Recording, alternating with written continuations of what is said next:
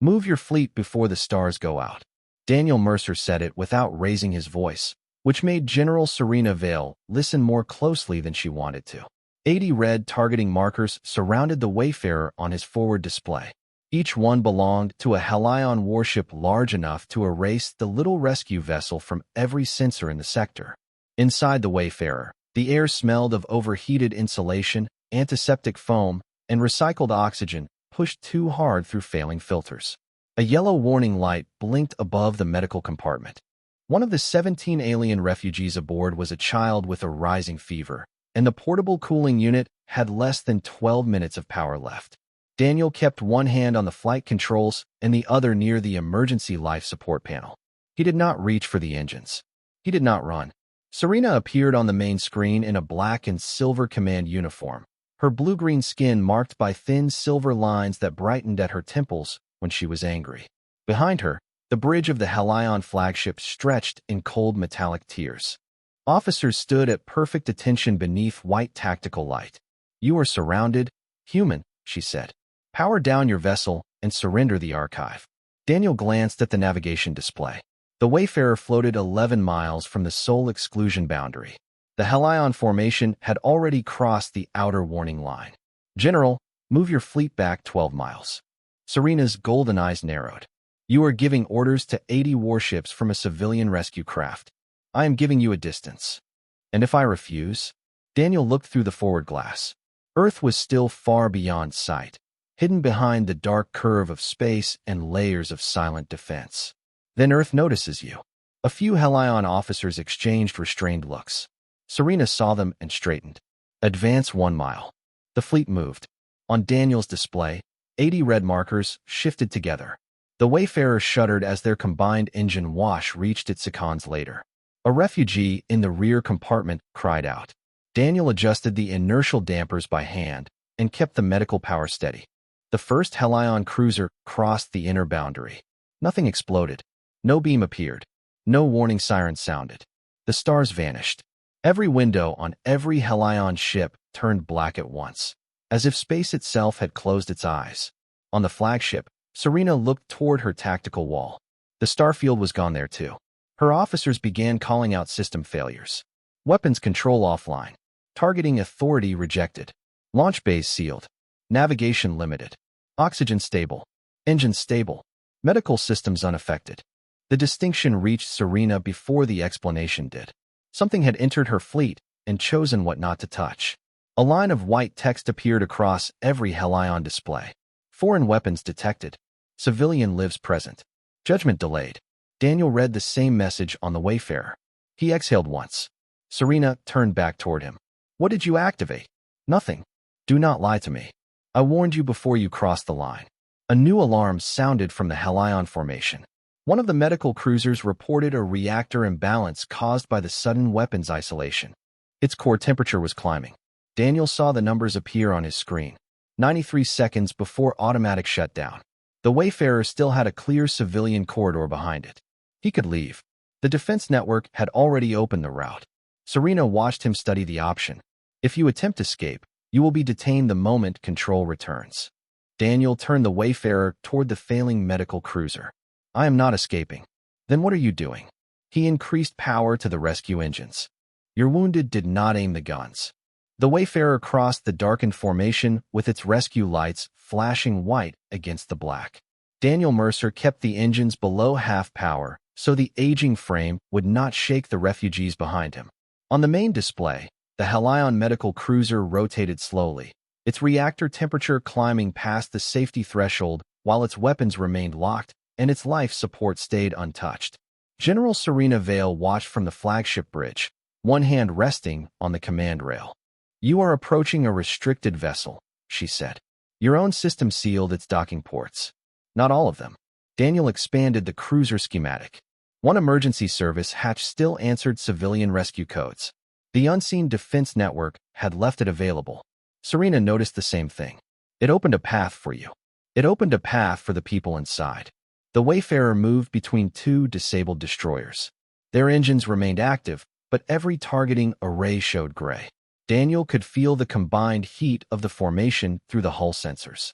Warning lights blinked across his console. The refugee child in the medical compartment coughed over the intercom, followed by the quiet voice of a caretaker trying to keep her calm. Daniel adjusted power away from cabin lighting and into the cooling unit. The cockpit dimmed to a muted blue. "You are weakening your own systems," Serena said. "I am buying someone time. The cruiser has 61 seconds. Then we should stop talking about it." Daniel aligned the Wayfarer with the emergency hatch. Magnetic clamps extended and locked with a hollow thud. The rescue craft trembled as the medical cruiser rolled beneath it. A Helion engineer appeared on a side channel, his face pale under green emergency light. "Primary coolant control is isolated," he said. "Manual access is 2 decks below the reactor bridge." "Send me your secondary valve map," Daniel replied. "Our data systems cannot transmit outside the ship." Daniel looked at the black star field beyond the glass. "They can transmit medical data. Mark the map as patient support." The engineer hesitated, then obeyed. A schematic appeared on Daniel's console. The defense network accepted it immediately. Serena stared at the transfer. It recognized the purpose. It recognized what was not a weapon. Daniel connected the Wayfarer's emergency pumps to the cruiser through the docking line. His ship groaned under the pressure change.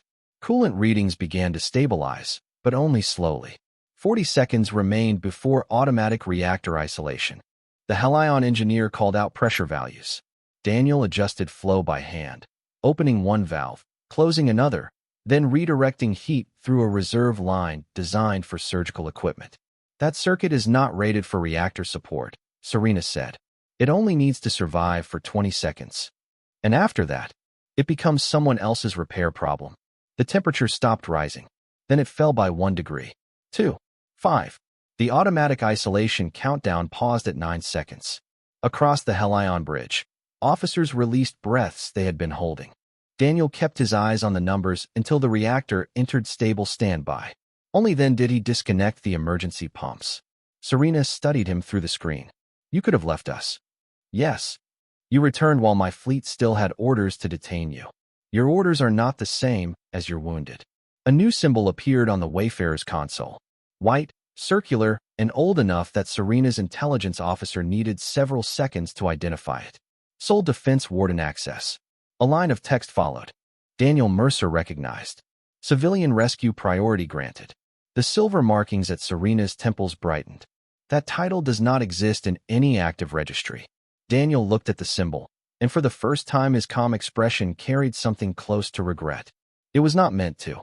You said you activated nothing." "I did not." "Then why does Earth know you?" Daniel released the docking clamps and guided the Wayfarer away from the cruiser. Around them, 80 warships remained silent under a sky with no stars. "Because I helped teach it what a rescue looks like." The white warden symbol remained on Serena Vale's tactical display after the Wayfarer cleared the medical cruiser. No officer on the Helion flagship spoke. The bridge had faced battle alerts, reactor failures, and navigation collapse without losing discipline, yet a forgotten human title had silenced them more completely than any alarm. Serena stepped closer to the main console. "Search every sealed archive," she ordered. Her intelligence officer worked through military registries, diplomatic records, and historical defense files. Most returned empty. The few that opened showed redaction marks older than the Helion Alliance itself. "General," the officer said, "Daniel Mercer appears in a sole engineering record from 22 years ago. Classification level exceeds our treaty access." Serena looked back at the human on her screen. Daniel was guiding the Wayfarer toward the civilian corridor, but he had not entered it. The little rescue ship held position between the Helion fleet and the boundary, its engines running hot, and its medical compartment drawing almost every spare unit of power. "Mr. Mercer," Serena said, "you will dock with my flagship." Daniel checked the refugee cabin temperature before answering. "My passengers remain aboard the Wayfarer. They will receive medical protection." From the fleet that aimed 80 weapons at them, the silver markings at Serena's temples brightened. "Your defense network removed those weapons. The people in my cabin did not know that when your targeting alarms started." Serena forced her voice lower. "Then your vessel will dock intact. No passenger will be removed. I require answers." Daniel studied her for several seconds. Around both ships, the stars were still absent. "Open Bay 12, he said. "Keep the temperature at 72 degrees. My youngest passenger is running a fever." Serena turned toward her flight officer. Do it. The docking bay accepted the Wayfarer without argument. Shepard Network allowed the maneuver but kept every military launch system sealed. When Daniel entered the flagship bridge, he wore a dark gray rescue suit with no visible rank. He looked less like the architect of a planetary defense system than a tired mechanic who had missed too much sleep. Serena had expected arrogance after what he had done. He showed only concern. Medical report, he said. An officer blinked. Serena answered instead. Your passengers are stable. The child's temperature is falling. Daniel nodded once. Only then did he look around the bridge. His gray eyes paused on the tactical wall, the disabled weapons grid, and the black windows where stars should have been. You recognize this system, Serena said. I recognize its restraint. It identified you as a warden. An old designation. For what? Daniel approached the tactical table, but did not touch it. People who designed the decision layers between detection and response. Serena stared at him. You built the network surrounding Earth. Part of it. Then release my fleet. I cannot. Several officers shifted. Serena remained still. You expect me to believe the system obeys you, but cannot be dismissed by you? Daniel looked toward the dark windows. It does not obey me. It recognizes that I understand why it exists. The intelligence officer finally broke through another archive. A faded image appeared above the table. Daniel stood decades younger beside a ring of orbital engineers. Beneath the image was a title the current treaties denied had ever existed. Sole Defense Architect. Serena read it twice. The archive we were ordered to recover, she said. It was never stolen, was it? No. Then why was I told you carried weapon access codes? Daniel's expression hardened, not with fear, but with recognition. Because someone wanted your fleet to cross this boundary. A new signal appeared beyond the Helion formation. It was faint, encrypted, and moving towards Sol from deep space. Serena watched as 12 unknown vessels emerged from concealment. Daniel looked at their formation and went very still. General, he said, your fleet was not sent here to capture me. Serena followed his gaze to the approaching ships. Then why were we sent? Daniel looked at the warden symbol glowing between them. To make Earth reveal what it would do to save you. The 12 unknown vessels held position beyond the Helion formation, close enough to observe and far enough to remain outside the boundary that had swallowed the stars. Their hulls carried no public registry marks, but Daniel Mercer recognized the spacing between them. 3 forward scouts, 6 command relays, 3 signal harvesters waiting behind the others. They had not come to fight. They had come to watch the Shepard Network think. General Serena Vale ordered the bridge sealed and turned toward Daniel. You will remain aboard this ship until I understand who sent those vessels. My passengers remain my first concern. They are protected inside Bay 12. Protection is not a word. It is a temperature reading, an oxygen level, and a door that opens from both sides. Serena held his gaze for a moment, then looked toward her operations officer. Display the Wayfarer medical feed. The tactical table shifted. Cabin temperature, 72 degrees. Oxygen reserve, 68%. Medical cooling unit, stable. 17 life signs glowed in soft green, including the child whose fever had begun to fall. Daniel read every number before he allowed his shoulders to relax. Serena noticed. A man accused of carrying planetary weapon codes had entered an enemy flagship and checked a child's breathing before asking about his own freedom. You will be escorted to engineering, she said. The network has isolated our main command systems. If you helped build it, you will help restore them. I will restore life support access and medical routing.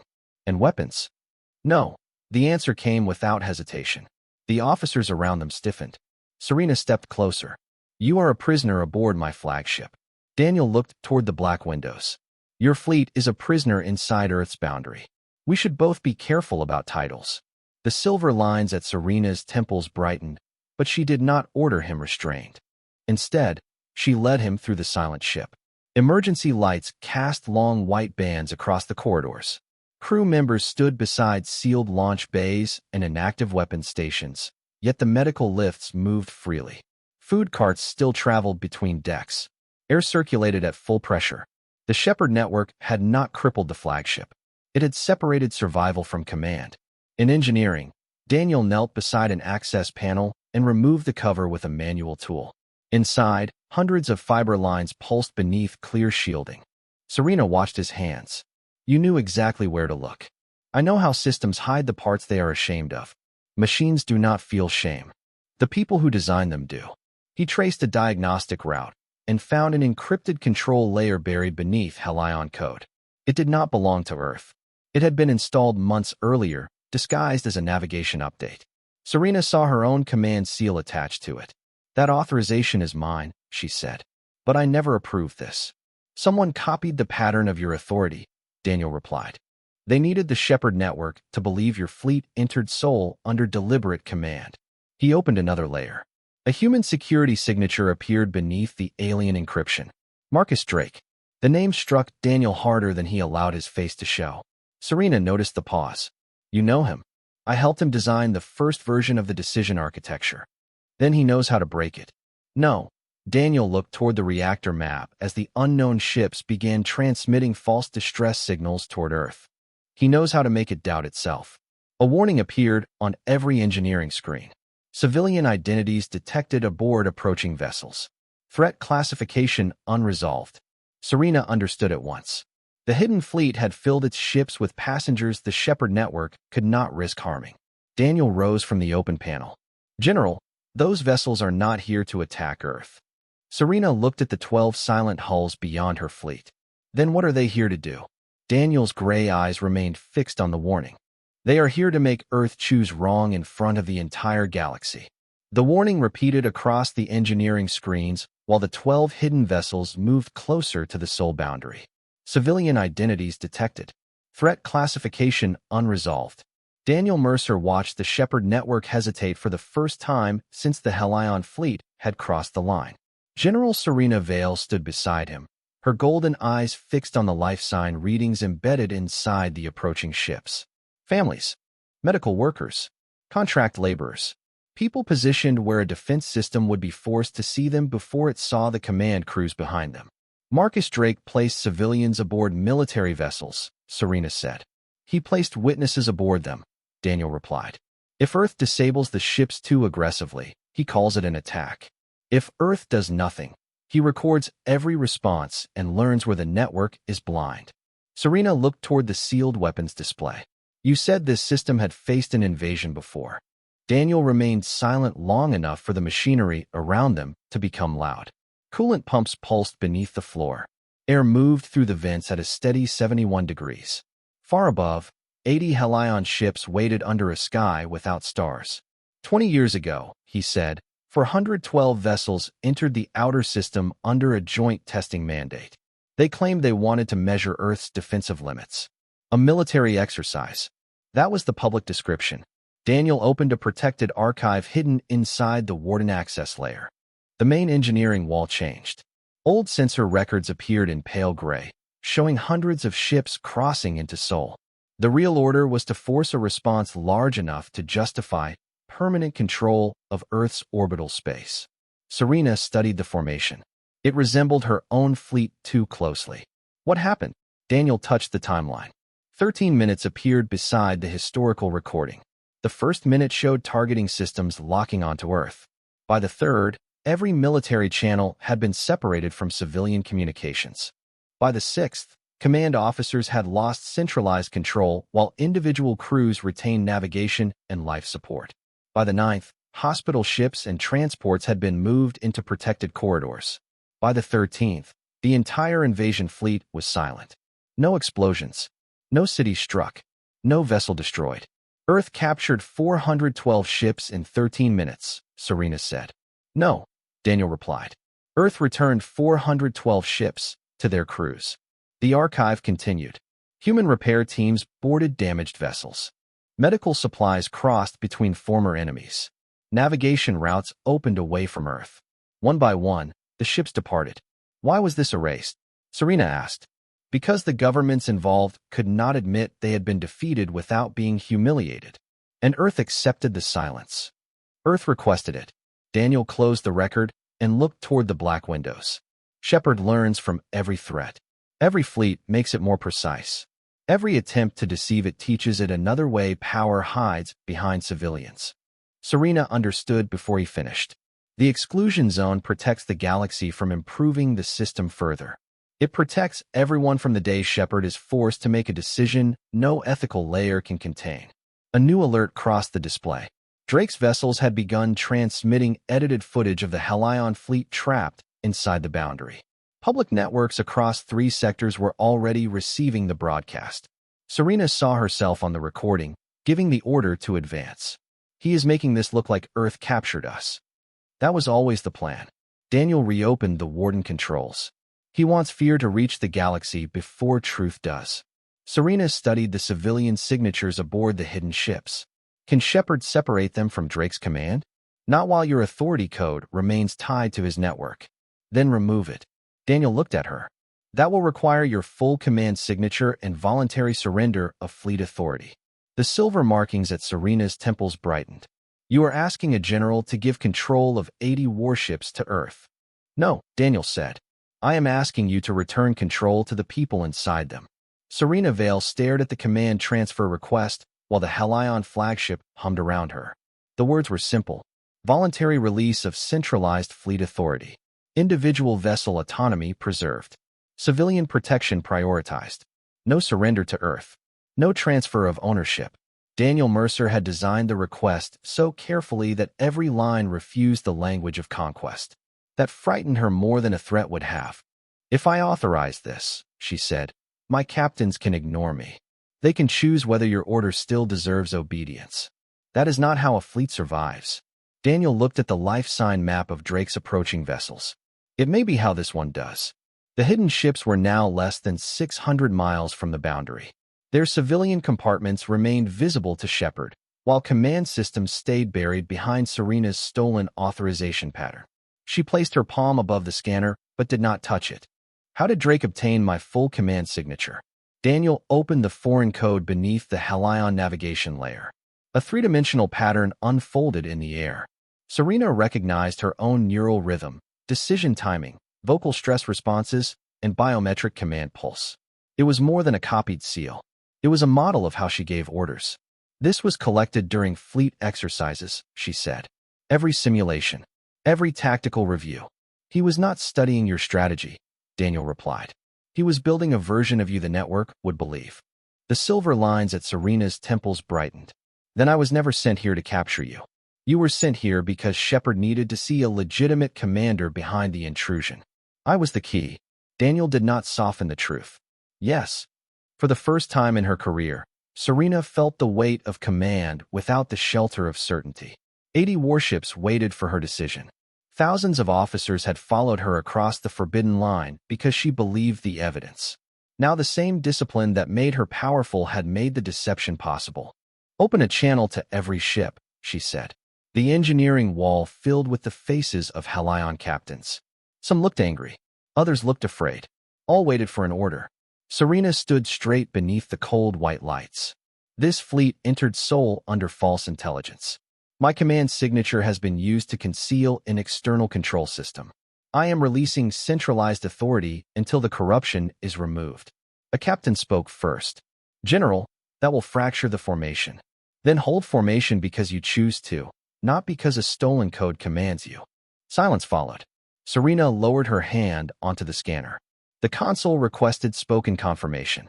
I release compulsory fleet authority, she said. Navigation, life support, and defensive control return to each vessel and its crew. No ship is required to obey an order that places civilians at risk. The scanner turned silver. Across the tactical map, 80 red command lines dissolved into separate white connections. Engines remained active. Medical systems stayed stable. Weapons stayed locked. One by one, captains confirmed independent control. Daniel watched the corrupted code begin to collapse. Shepard is separating your real signature from Drake's copy. Serena looked toward the approaching vessels. How long? 40 seconds. The first civilian transport inside Drake's formation suddenly changed course. Then a second. Their crews had received the same autonomy signal. White markers appeared across the map as individual pilots broke away from the hidden fleet. Serena felt hope rise, then stop. A deeper layer opened beneath Drake's network. 12 more signals appeared beyond the first formation. Larger ships, heavier command relays, all moving toward Earth. A countdown appeared on Daniel's warden display. 2 minutes until boundary contact. Drake's voice entered every channel at once. Thank you, General. Shepard has now accepted your release protocol. Daniel went still as the system began extending that permission toward the new arrivals. Serena understood too late. Her decision had freed her fleet, but Drake had designed the second wave to inherit the same opening. Can you close it? She asked. Daniel looked at the widening corridor toward Earth. Not without trapping every civilian ship inside. The countdown reached 1 minute 48 seconds as the second wave approached the open corridor. Daniel Mercer studied the widening path toward Earth, while General Serena Vale watched civilian vessels break away from Drake's first formation. Closing the boundary would protect Sol, but it would also strand medical transports, family carriers, and work ships inside a collapsing control field. There has to be another way, Serena said. There is, Daniel replied. It is just not the safe one. He opened the warden interface and removed 3 protection layers from the corridor. The engineering lights dimmed as Shepard redirected power. A new map appeared, showing a narrow chain of passageways through the boundary. Each route led toward Earth. Each was marked for civilian use. You are expanding the opening, Serena said. For the unarmed ships. Drake will follow them. Yes. Then you are inviting his fleet closer. Daniel looked at the life sign markers packed inside the approaching vessels. I am inviting everyone behind his fleet to survive. Serena watched the routes multiply. One reached the Wayfarer in Bay 12. Another extended toward the Helion medical cruiser. Others opened for transports already abandoning Drake's command. Shepard identified every vessel by function, passenger count, oxygen reserve, and weapon status.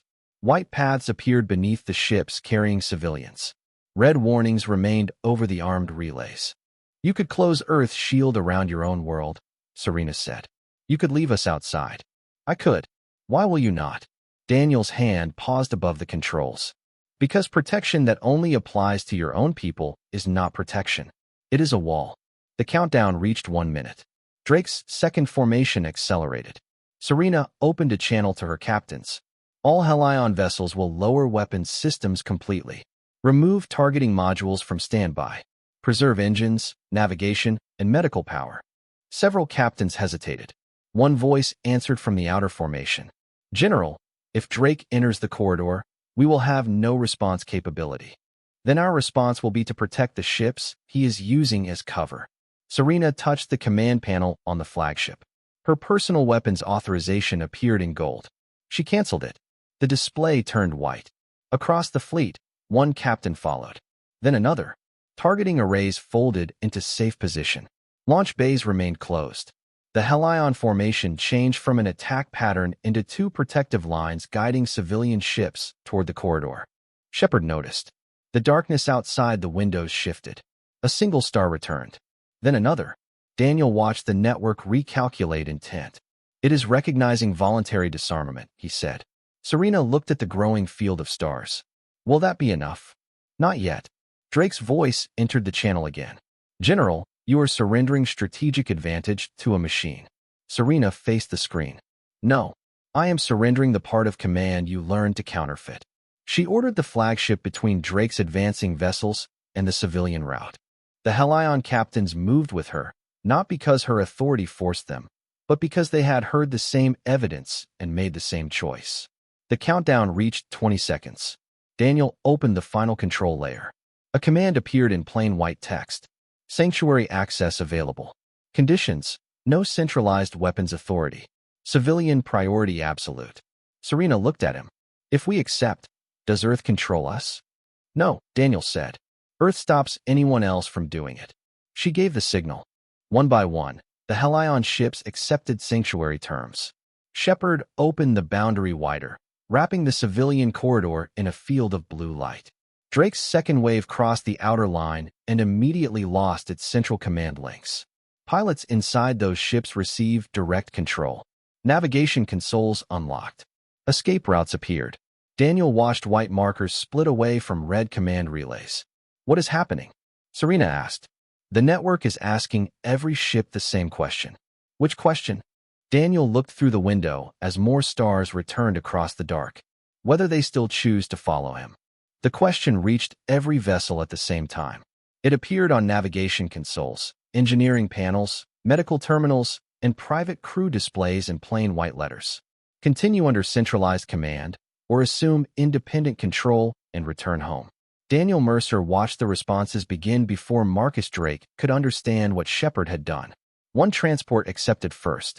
Its red command line vanished, replaced by a white route leading away from Sol. Then a medical ship followed. Then 3 supply carriers.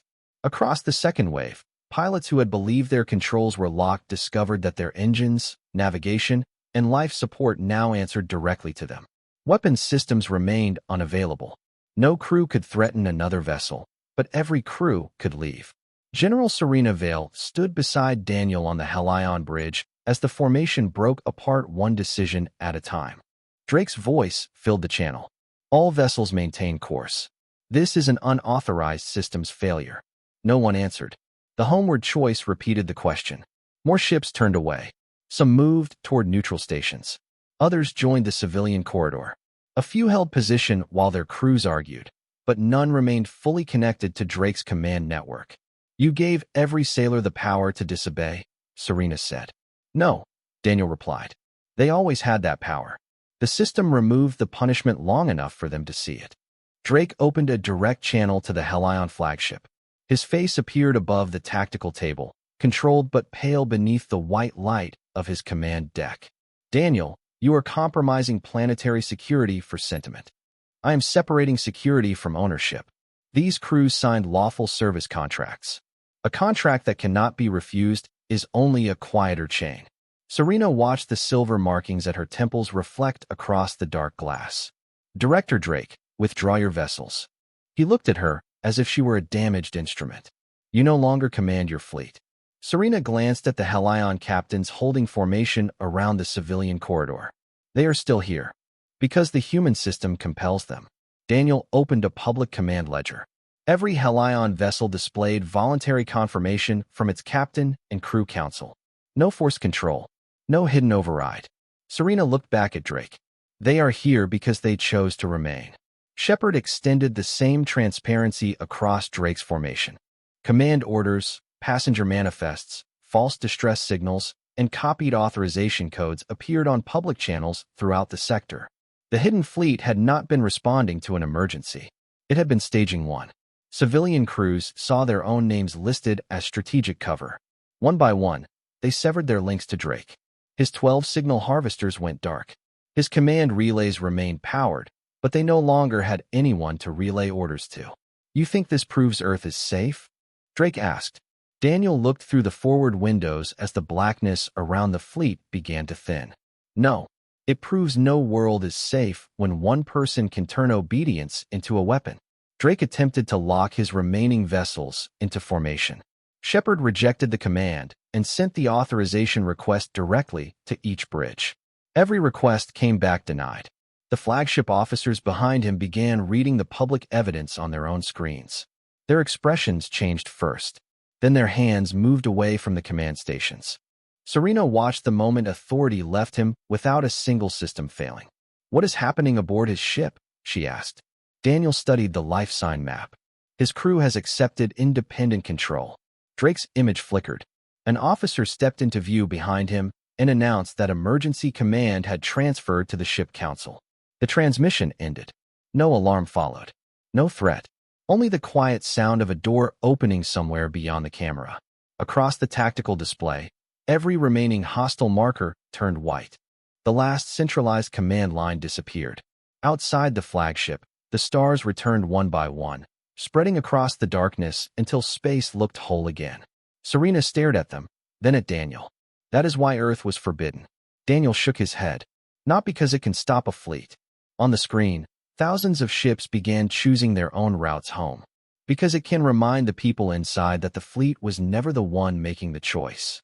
The first ship to leave the boundary was a civilian transport carrying 247 passengers who had never known they were part of Marcus Drake's plan. Shepard opened a white corridor toward neutral space and returned full navigation authority to the crew. Then another vessel followed. Then another. Across the tactical display, the crowded formation separated into hundreds of independent routes. each one chosen by the people aboard rather than assigned by a hidden command network. General Serena Vale watched from the Ailen flagship while Daniel Mercer checked the medical feed from the Wayfarer. The refugee child's fever had fallen.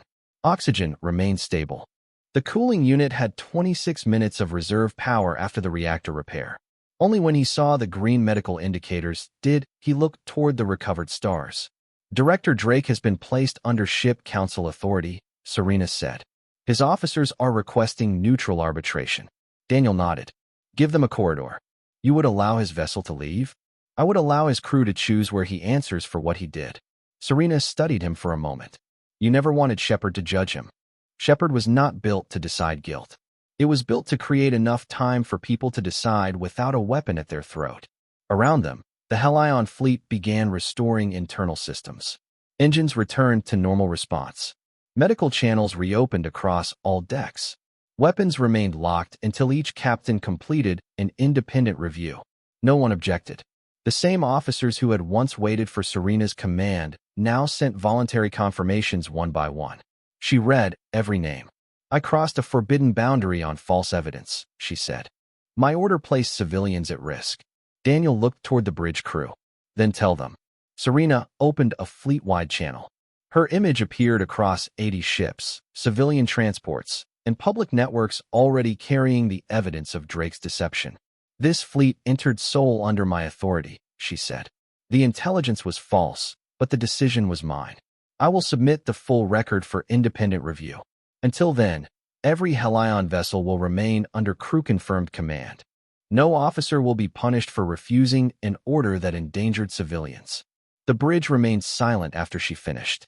Then the captain of the nearest cruiser answered. Order acknowledged, General. Another captain followed. Then dozens. Not obedience. Consent. Shepard recognized the distinction and returned the last disabled navigation systems. The stars brightened across the windows until the black field became whole.